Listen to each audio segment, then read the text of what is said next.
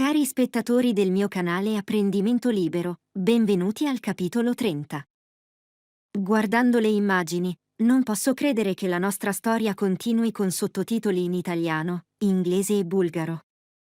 Nel livello avanzato dell'italiano molte parole sono di bassa frequenza, ed è per questo che è utile avere la traduzione nella propria lingua madre.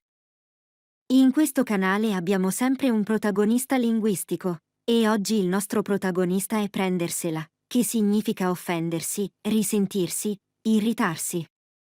Ma nel capitolo 30 vogliamo mostrare molte ragioni per usare le ipotesi, perché, invece di prendersela e poi avercela, tutti noi potremmo avere una vita più bella se seguissimo il consiglio della professoressa Di Franca.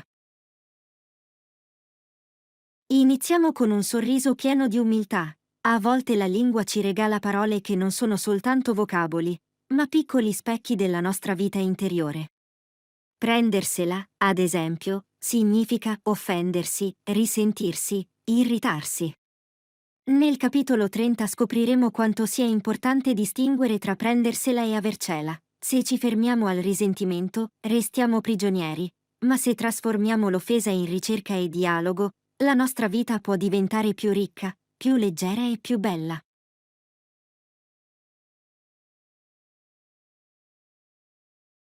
È sabato e squilla il telefono.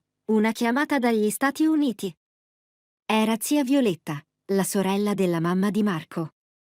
Da più di 25 anni viveva in Arizona, una laurea in fisica in tasca, ma negli Stati Uniti aveva deciso di diventare capo dell'apprendimento in un grande college. Zia Violetta era un po' come Franca e Marco, non aveva pazienza, come Marco, e se la prendeva per un nonnulla, ma poi, come Franca, sapeva usare la ragione per capire davvero che cosa fosse successo. Dopo la telefonata, Franca e Marco parlavano solo di zia Violetta. In Vaticano, al ristorante, aspettavano Lorenzo e Viola, che invece dormivano in un laboratorio di Roma 3 coi telefoni muti.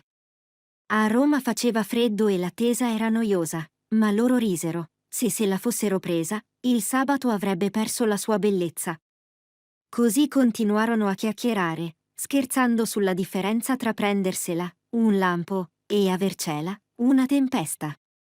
E il problema del freddo trovò una soluzione elegante: cenare all'interno. Franca era felice del calore all'interno e ricordò quando Marco se l'era presa perché Lorenzo le aveva stretto la mano. Se quella piccola prendersela si fosse trasformata in una vercella, molte persone sarebbero rimaste per sempre sconosciute.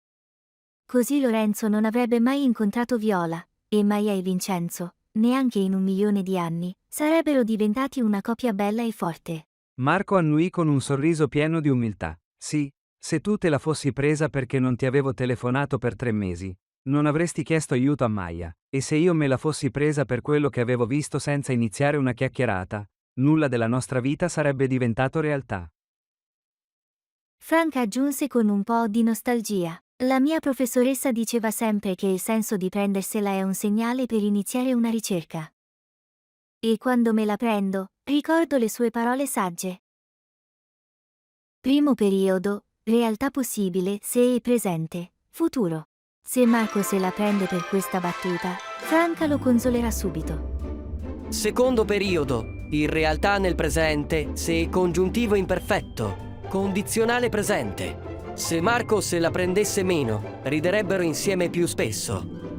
Terzo periodo, in realtà nel passato, se è congiuntivo trapassato, condizionale passato. Se Franca se la fosse presa davvero per il ritardo di Marco, lui ce l'avrebbe avuto con lei per giorni interi.